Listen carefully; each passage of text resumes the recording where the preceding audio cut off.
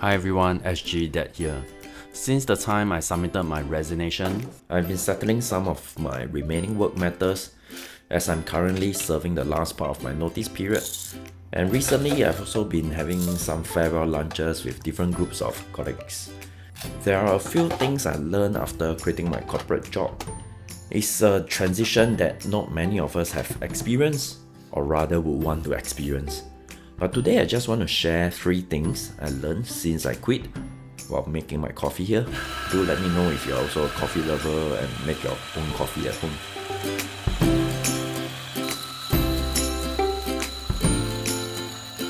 After I quit, I realized that time can really slip away if there's no structure. In corporate life, our calendars are packed with meetings, calls, deadlines, all lined up back to back. But now that all of that is gone, and if you don't plan your day properly, the time will just disappear. Sometimes while I was clearing my leave, I look back and wonder, what did I even do today? It feels like I have not accomplished much, and that makes me feel honestly a bit guilty.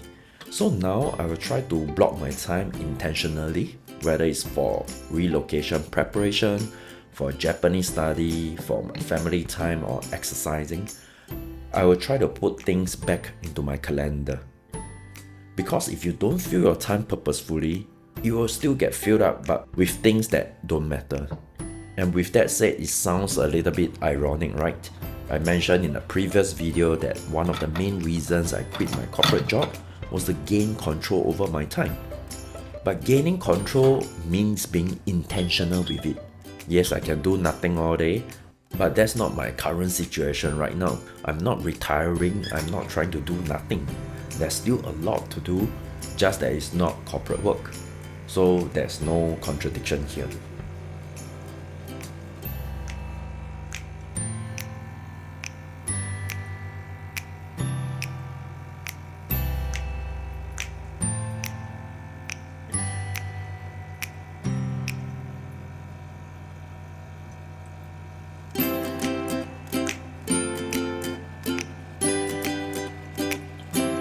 I realized that after quitting, I sometimes still think like an employee.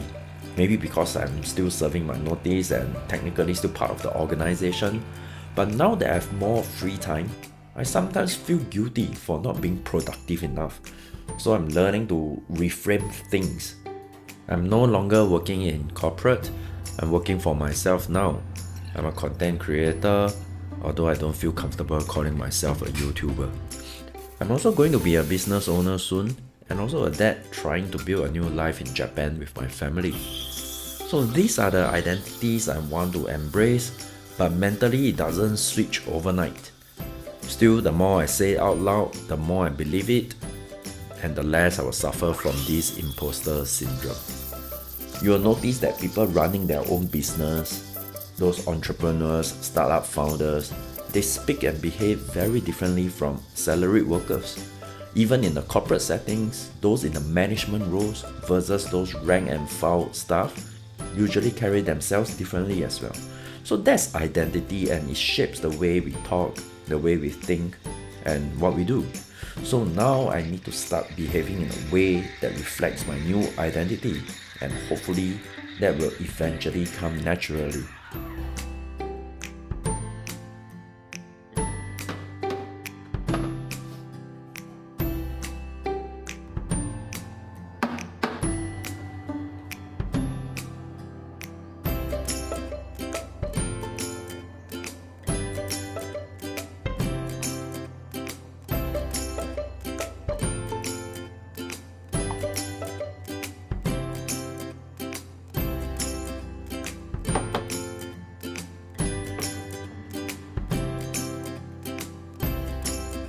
The next point is a bit more personal.